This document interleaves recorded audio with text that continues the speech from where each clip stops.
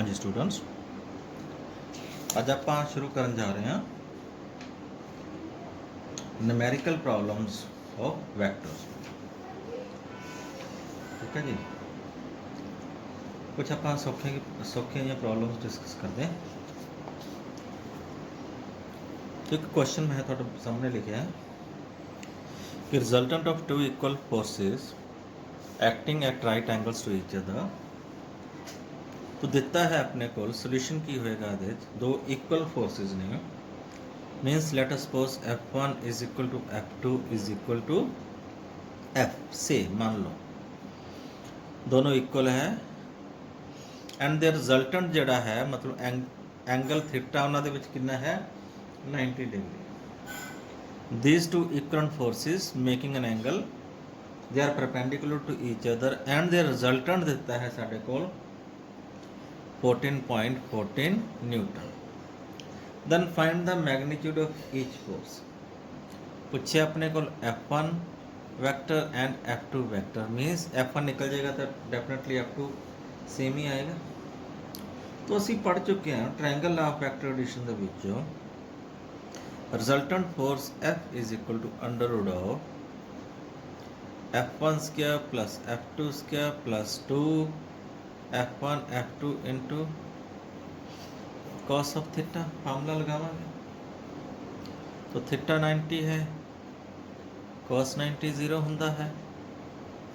तो जो resultant force है F ये अपन दिता है F या R मान लो 14.14, इसकी वैल्यू लिख दें 14.14 अंडर रूट ऑफ F1 ते F2 दोनों ही आप F ही ले ले, F square plus F square plus 0 आ जाएगा, एक ही हो जाएगा 2F स्क्वायर,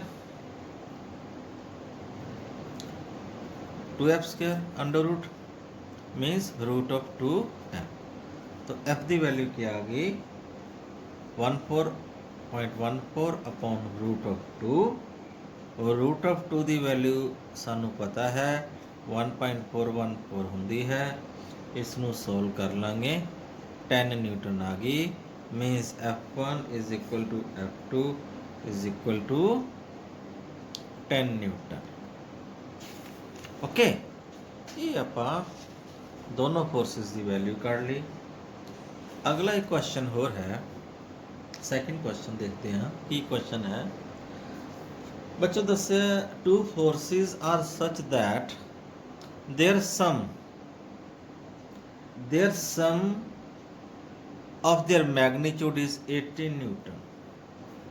तो इसका सोल्यूशन किवें करांगे। दिता है दो फोर्सेस इस तरह कि उन्हों का जड़ा जोड़ है कितने बराबर है 18 न्यूटन्स के, मीन्स F1 प्लस F2 कितना है 18 Newton.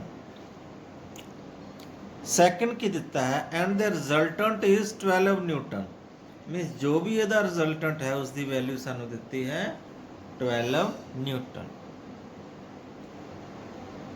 And is perpendicular to the smaller force. कि जोड़ा R है वो F1 दे परपेंडिकुलर है।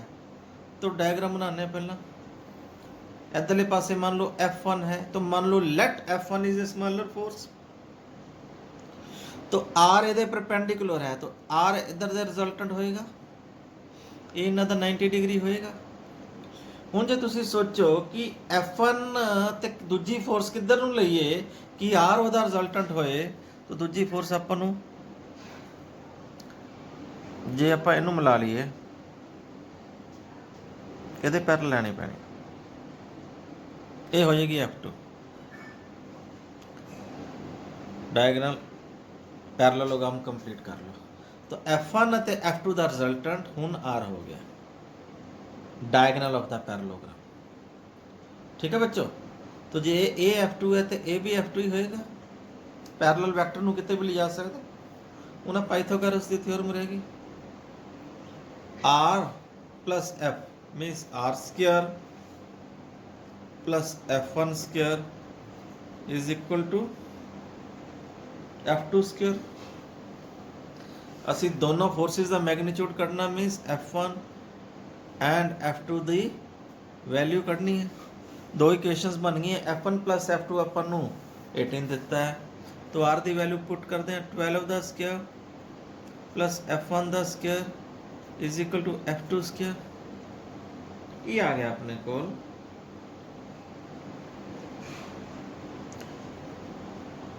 F2 square minus F1 square is equal to 12 square, जिसका 144 लिख सकते हैं।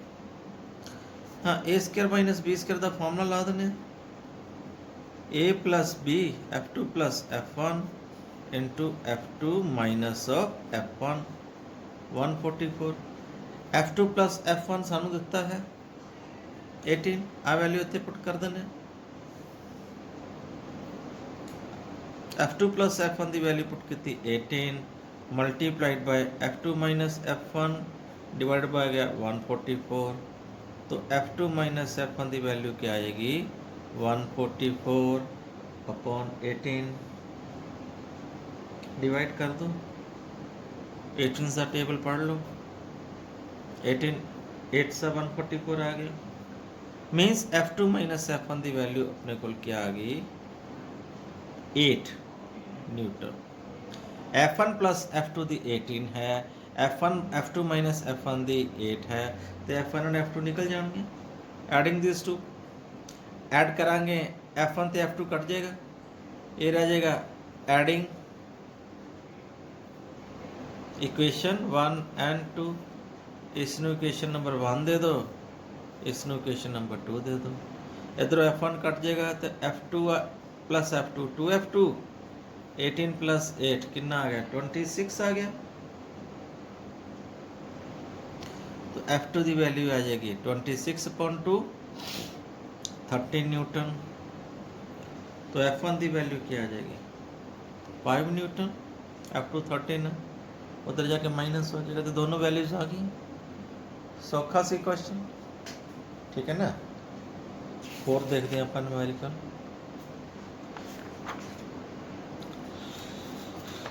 हाँ जी, थर्ड क्वेश्चन है, ये रेन वाला रिलेटिव वेलोसिटी से रिलेटेड है। क्वेश्चन है a person is running with velocity 6 kilometre per hour in the east direction. Means एक बंदा ईस्ट डायरैक्शन दे विच 6 किलोमीटर पर आवर की वेलोसिटी दे नाल जा रहा है and the rain appears to fall vertically downward. जद कि रेन की है अपीयर्स है, मीनस आ की दिता साडे कोल रिलेटिव वेलोसिटी दिती है। दिस इज रिलेटिव वेलोसिटी दिती है, relative velocity of rain with respect to person की दिता है वो 8 किलोमीटर पर आवर। तो find the calculate the actual speed, actual velocity of rain किधर ਨੂੰ ਹੋਏਗੀ। एक्चुअल वेलोसिटी भी पूछी है तो उसकी डायरेक्शन भी पूछी है, दो चीज़ां पूछी। देखो क्वेश्चन बहुत सौखा है। आह रिलेटिव वेलोसिटी है तो किदी परसन दी ते रेन दी, क्योंकि विद रिस्पेक्ट टू परसन है तो परसन की वेलोसिटी माइनस कर दो पुट्ठे पासे, ये हो जाएगा -Vp। थानू रिलेटिव वेलोसिटी का केस बच्चों कराया सी कि जिदे भी with respect to velocity relative पता करनी होवे उस बॉडी की वेलोसिटी नैगेटिव कर दो तो दूजी वेलोसिटी दे विच ऐड कर देदी। हुण मैं इस ट्रायंगल नू कंप्लीट कर देना, तो इत्थे डायगनल बिल्कुल ये ओपोजिट आप पैरेललोग्राम कंप्लीट कर ली। आ की होएगा वेलोसिटी ऑफ रेन। क्यों? क्योंकि जे वेलोसिटी ऑफ रेन एक्चुअल इधर नू है तो रिलेटिव वेलोसिटी परसन की इधर नू है, तो तां ही उन्हां दा रिजल्टेंट थल्ले नू है पैरेललोग्राम कंप्लीट होने ते। तो रेन की वेलोसिटी की डायरेक्शन एक्चुअल किधर नू होएगी, आ डायरेक्शन आ जाएगी एक्चुअल वेलोसिटी ऑफ रेन। समझाया? मैं दोबारा एक्सप्लेन कर रहा, क्योंकि विद रिस्पेक्ट टू परसन है, जिदे विद रिस्पेक्ट टू वेलोसिटी पता करनी है वो अपने आप को जीरो मान लेंदा है। वो जीरो किवें मनेगा जे ओदी वेलोसिटी आप अपोजिट कर दी है -Vp। -Vp एक आया, आ अपने को रिजल्टेंट आना चाहिए। ਤੇ ਦੂਜੀ ਵੈਲੋਸਿਟੀ ਇੱਧਰਲੇ ਪਾਸੇ ਹੋਏਗੀ ਨਾ, ਤਾਂ ਹੀ ਇਹਨਾਂ ਦੋਨਾਂ ਦਾ ਰਿਜ਼ਲਟੈਂਟ ਇੱਧਰਲੇ ਪਾਸੇ ਆਏਗਾ। ਹੁਣ ਆਹ ਵੈਲੋਸਿਟੀ ਪਤਾ ਕਰਨ ਵਾਸਤੇ ਆਪਾਂ ਟ੍ਰਾਇੰਗਲ ਕੰਪਲੀਟ ਕਰ ਲੈਣੇ ਆ, ਫਿਰ ਪੈਰਲੋਗ੍ਰਾਮ ਬਣਾ ਲੈਣੇ ਆ। ਤਾਂ ਪੈਰਲੋਗ੍ਰਾਮ ਦੀ ਆਹ ਵਾਲੀ ਜਿਹੜੀ ਸਾਈਡ ਹੈ, ਦੂਜੀ ਸਾਈਡ ਹੈ, ਉਹ ਐਕਚੁਅਲ ਵੈਲੋਸਿਟੀ ਆਫ ਰੇਨ ਆ ਜਾਏਗੀ। तो आ थीटा तुसी कट सकते हो, थीटा एंगल, थीटा एंगल ही नहीं कटना, अपन नाल वेलोसिटी ऑफ रेन भी पता करनी है। देखो आ वीपी है तो आ भी वीपी होएगा, मैग्नीट्यूड लेना मैं कला, आ वीपी है तो आ भी वीपी है, आ वीआरपी है। तो सब तो पहला तो वी आप पाइथागोरस ला के कर सकते हैं किवें, वी आर दा स्क्वायर बराबर है वी आर पी दा स्क्वायर प्लस वी पी दा स्क्वायर, आ 90 का एंगल होएगा। वी आर पी का स्क्वायर प्लस वी पी का स्क्वायर बराबर है वी आर का स्क्वायर, तो वी आर आ जाएगा अपने को। वी आर पी कितना है 8 का स्क्वायर, वी पी कितना है 6 का स्क्वायर, तो वी आर क्या आ जाएगा अंडर ऑफ ए 64 आ जाएगा, 36 आ जाएगा, मीन्स 100 का अंडर कितना आ जाएगा 10 किलोमीटर पर आवर। ये आप कटिया एक्चुअल वेलोसिटी ऑफ रेन। दूजा आप एंगल भी कटना, एंगल पता करते हैं tan of theta perpendicular upon base, perpendicular होएगा वीपी, बेस होएगा वीआरपी, मैग्नीट्यूड ही लेना आप, नेगेटिव साइन नूं नहीं देखना। वीपी कितना है आही सेम ही होएगा 6 ते वीआरपी कितना है 8, 6 अपॉन 8 मीन्स 0.75। ਹੁਣ ਥੀਟਾ ਲਿਖਣਾ ਹੈ tan ਇਨਵਰਸ ਆਫ 0.75। ਹੁਣ ਤੁਹਾਡੇ ਕੋਲ ਲੌਗ ਟੇਬਲ ਹੈਗਾ ਤੇ ਇਹਦਾ ਆਨਸਰ ਨਿਕਲ ਸਕਦਾ ਹੈ। ਜੇ ਤੁਹਾਡੇ ਕੋਲ ਲੌਗ ਟੇਬਲ ਨਹੀਂ ਹੈਗਾ, ਇਸ ਆਨਸਰ ਨੂੰ ਇੱਥੇ ਹੀ ਖਤਮ ਕਰ ਦਿਓ, ਐਂ ਹੀ ਛੱਡਿਆ। ਬਾਕੀ ਜੇ ਤੁਹਾਨੂੰ ਫਿਜ਼ੀਕਲੀ ਮੈਂ ਆਪਾਂ ਮਿਲੇ ਤੇ ਲੌਗ ਟੇਬਲ ਵੀ ਦੇਖਣਾ ਸਿਖਾਵਾਂਗੇ ਕਿ tan ਥੀਟਾ ਕੋਈ ਵੀ ਐਂਗਲ ਦੇਖ ਸਕਦੇ ਆ। ਤਾਂ ਇੱਥੋਂ ਥੀਟਾ ਦੀ ਵੈਲਿਊ ਫਰੋਮ ਲੌਗ ਟੇਬਲ ਦੇਖਾਂਗੇ ਆਪਾਂ 36 डिग्री एंड 52 मिनट। आंसर लिखांगे वेस्ट ऑफ वर्टिकल। ये वेस्ट ऑफ वर्टिकल क्या है, देखो बच्चों आ डायरेक्शन कादी है ऊपर वाली, this direction is vertical direction. तो वर्टिकल डायरेक्शन के नाल आ एंगल इधर भी बनेगा, पीछे भी बनेगा। आ वर्टिकल के नाल डायरेक्शन होगी ईस्ट वाले पासे, लेकिन अपना एंगल आ रहा है वेस्ट वाले पासे, तो आंसर लिखांगे west of vertical, west WEST। ठीक है बच्चों, ये सी अपना रेन वाला समस्या प्रॉब्लम है ना। इदा दी कई प्रॉब्लम होर भी होणगियां, तुसीं सॉल्व करियो। अगे एक होर एक सौखा जिहा क्वेश्चन है, ये भी मैं पहले भी कराया होगा, दोबारा कर लेने कि प्रूव दैट एंगल ए दिता है, बी दिता है, find this prove that this two vectors are perpendicular to each other. की प्रूफ करना है, इन्हों परपेंडिकुलर प्रूफ करना। तो बड़ा सौखा तरीका परपेंडिकुलर प्रूफ करने का। To prove the perpendicular vector take A dot B, find A dot B. Dot product लै लो जी उन्होंने। डॉट प्रोडक्ट लेना बड़ा सौखा है, थानू कराया सी डॉट प्रोडक्ट का तरीका x1 x2 plus y1 y2 plus z1 z2। तो ये जो 0 आ गया तो परपेंडिकुलर है, मतलब इन्होंने दोनों के एंगल 90 का है। ਹੁਣ देखो x1 की है, आई कैप के अगे कुछ नहीं लिखा, तो मतलब एक तो लिखा ही है ना। x1 हो गया 1 गुना, इधर आई कैप का x2 की है 2 प्लस इधर जे कैप का ऑप्शन की है 2, इधर जे कैप का ऑप्शन कुछ नहीं है तो -1 लिख लिए, प्लस इधर के कैप का ऑप्शन क्या है 3, इधर के कैप कुछ है ही नहीं लिखा तो 0 के कैप लिख सकते। तो की आ जाएगा 2 - 2 प्लस 0 मीन 0। ਇਹਦਾ मतलब a डॉट b क्या आ गया 0। ए बी क्या होता है, a डॉट b क्या होता है A B cos theta the value 0 होगी। फिर ਆਪਾਂ लिख सकते हैं a ਦਾ मैग्नीट्यूड तो 0 नहीं हो सकता, b ਦਾ मैग्नीट्यूड भी 0 नहीं हो सकता, ਇਹਦਾ मतलब cos ऑफ थीटा ਦਾ मैग्नीट्यूड 0 होएगा, hence theta is equal to 90 degree, hence proved. ਇੱਥੇ ਮੈਂ ਤੁਹਾਨੂੰ ਇੱਕ ਹੋਰ ਰਿਵਾਈਵ ਕਰਾਉਣਾ ਚਾਹਨਾ ਕਿ ਜਿਸ ਕੁਐਸਚਨ ਆ ਜੇ ਤੁਹਾਨੂੰ ਇਦਾਂ ਹੀ ਦੋ ਵੈਕਟਰਸ ਲਿਖੇ ਹੋਣ ਤੇ ਪ੍ਰੂਫ ਕਰਨਾ ਹੋਵੇ, ਇੱਥੇ ਪਰਪੈਂਡੀਕੂਲਰ ਥਾਂ ਤੇ ਲਿਖਿਆ ਹੋਵੇ parallel, prove that A and B are parallel, मतलब ਉਹਨਾਂ ਦੇ ਵਿੱਚ ਐਂਗਲ 0 ਹੈ। ਫਿਰ ਡਾਟ ਪ੍ਰੋਡਕਟ ਨਹੀਂ ਲੈਣਾ, ਫਿਰ ਕੀ ਲੈਣਾ ਹੈ ਕ੍ਰਾਸ ਪ੍ਰੋਡਕਟ। ਉਹਨਾਂ ਦਾ ਕ੍ਰਾਸ ਪ੍ਰੋਡਕਟ ਲੈ ਲਿਓ ਜੇ a vector cross b vector, ਤੁਹਾਨੂੰ ਸਿਖਾਇਆ ਕਿਵੇਂ ਲੈਣਾ, ਤੇ ਉਹਨੂੰ 0 ਪ੍ਰੂਫ ਕਰ ਦਿਓ। ਆਨਸਰ ਆ ਜਾਏਗਾ 0 i cap plus 0 j cap plus 0 k cap, क्योंकि क्रॉस प्रोडक्ट वेक्टर क्वांटिटी है ना, तो वेक्टर फॉर्म च ही आएगा। जे सारा कुछ ही 0 आ गया तो 0 है, हैंस क्योंकि क्रॉस प्रोडक्ट की होंदा है भी साइन थीटा, a 0 नहीं हो सकता, b 0 नहीं हो सकता, मीन साइन थीटा 0 है तो मतलब थीटा 0 है। तो पैरेलल प्रूफ करने वास्ते आपां क्रॉस प्रोडक्ट लेना है, ते परपेंडिकुलर प्रूफ करने वास्ते असी साइन प्रोडक्ट लेना है। ये तुसी ध्यान देना। जे सिर्फ एंगल ही पता करना है फिर कुछ भी ले सकते हो, डॉट बी ते cross B, find the angle between this two, मतलब 30 40 45 कुछ भी एंगल है, लेकिन दोनों जो लेना डॉट ते क्रॉस तो सौखा है डॉट प्रोडक्ट लेना, तो इसलिए डॉट प्रोडक्ट लैके सॉल्व करें to find the angle between this two vector. ठीक है जी। तो एक अद्धा क्वेश्चन होर कर लेने। क्वेश्चन की न्यूमेरिकल्स की कोई लिमिट नहीं है, ऐ ना सोचो कि जिहड़े मैं कराया इंपोर्टेंट है, नो, सारे इंपोर्टेंट है। न्यूमेरिकल्स कोई इंपोर्टेंट ते अनइंपोर्टेंट नहीं होंगे।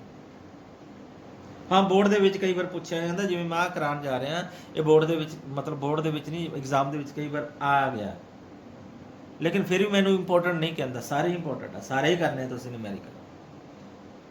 ओके, मैं कुछ करा रहा ताकि थोड़ी थोड़ी जी प्रैक्टिस हो जाए, थोड़ा जिहा न्यूमेरिकल्स का झाका खुल जाए। नॉर्मली कई बार बच्चे न्यूमेरिकल नूं छड्ड ही जाते हैं, तो न्यूमेरिकल दे फ्री दे नंबर होंदे ने। लो जी अगला एक क्वेश्चन होर है, a प्लस बी का मैगनीट्यूड दिता है a माइनस बी का मैगनीट्यूड, मतलब a plus b is equal to a minus B.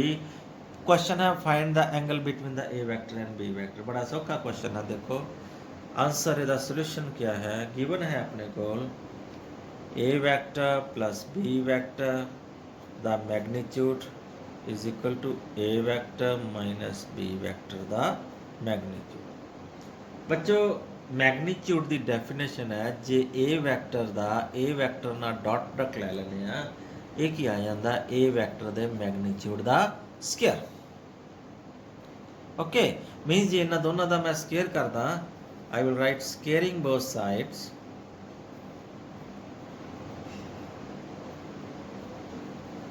दोनों पासे स्केयर कर दिए, A vector plus b vector दे मैगनीट्यूड का स्केयर, इधर आ जाएगा a vector minus b vector दे मैगनीट्यूड का स्केयर, क्योंकि स्केयर मैं लिख सकता ए डॉट ए, मतलब ए प्लस बी दे मैगनीट्यूड के स्केयर मैं लिख सकता a vector plus b vector the dot product with a vector plus b vector. उसी तरह अगले पासे लिख सकता a vector minus b vector the dot product with a vector minus b vector. तो अगे वो डिस्ट्रीब्यूटिव प्रॉपर्टी ला देने, distributive multiple dot product a into b. ठीक है बच्चों, देखो ए का डॉट प्रोडक्ट लेवांगे ए डॉट ए प्लस अगे लिखांगे ए डॉट बी, अगे लिखांगे b vector dot a vector plus अगे लिखांगे b vector dot b vector. Okay, हम राइट हैंड साइड की मल्टीप्लीकेशन करते हैं, ए डॉट ए वैक्टर। ठीक है जी। ओके, अगे की आ जाएगा माइनस आ जाएगा, इनू ये मल्टीप्लाई करेंगे माइनस साइन आ जाएगा बाहर, ए डॉट बी। ये याद रखो ए अगे है तो इनू अगे ही रहन देना, आत पाओ इसे फॉर्म से लिखना ए डॉट बी, फिर आ जाएगा minus of B dot A, उन्हें माइनस नू माइनस ना गुना करांगे प्लस बी डॉट बी। हम ए नू ए ना मल्टीप्लाई करांगे बच्चों आ जाएगा a square plus a dot b plus b dot a. ये की होंदा है, ये सानू पता a dot b is equal to b dot a, ये तो बराबर ही होंगे ने, तो हम लिख सकते हैं 2 times a dot b plus b dot b क्या हो जाएगा b square, a dot a फिर ए स्क्वायर हो जाएगा, a minus a dot b a minus b dot a, इनू भी यही लिख सकते हैं minus of 2 times the a dot b, अगे की हो गया बी स्केयर, ए स्केयर ना ए स्केयर कट्टिया गया, बी स्केयर ना बी स्केयर कट्टिया गया। अब माइनस 2 ए डॉट बी उधर आके प्लस 2 हो जाएगा, मीन्स 4 ए डॉट बी की वैल्यू क्या आ गई, अदले पासे कुछ नहीं रहा, 0, मीन्स ए डॉट बी की वैल्यू क्या आ गई, 0। तो डॉट प्रोडक्ट बच्चों पर पढ़ चुके हैं, ए बी कॉस थीटा 0 होंगे, मीन्स ए का मैगनीट्यूड 0 नहीं हो सकता, बी का मैगनीट्यूड भी 0 नहीं हो सकता। इसका मतलब कॉस ऑफ थीटा का वैल्यू 0 हो जाएगी। This shows theta must be is equal to 90 degree, hence this two vectors must be perpendicular to each other.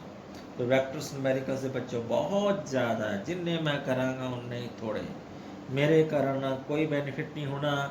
ਤੁਸੀਂ ਆਪਣੇ ਹੱਥ ਨਾਲ ਕਰੋ, ਜਿੰਨੇ ਤੁਸੀਂ ਕਰ ਸਕਦੇ ਹੋ ਉਹਨੇ ਸੋਲਵ ਕਰੋ ਤੇ ਡਾਊਟਸ ਪੁੱਛੋ। ਡਾਊਟਸ ਦੀ ਮੈਂ ਵੀਡੀਓ ਪਾਵਾਂਗਾ, ਵੈਕਟਰ ਦੀ ਹੁਣ ਮੈਂ ਕੋਈ ਨਿਊਮੈਰੀਕਲ ਦੀ ਵੀਡੀਓ ਨਹੀਂ ਪਾਣੀ। ਹਾਂ, ਜੇ ਤੁਸੀਂ ਡਾਊਟਸ ਪੁੱਛੋਗੇ 1 2 3 4 ਜਿੰਨੀਆਂ ਵੀ ਡਾਊਟਸ ਹੋਣਗੀਆਂ ਉਹਨਾਂ ਦੀ ਮੈਂ ਵੀਡੀਓ ਬਣਾ ਕੇ ਪਾਵਾਂਗਾ ਨਿਊਮੈਰੀਕਲਸ ਪ੍ਰੋਬਲਮ ਦੀ। Thank you, have a nice day.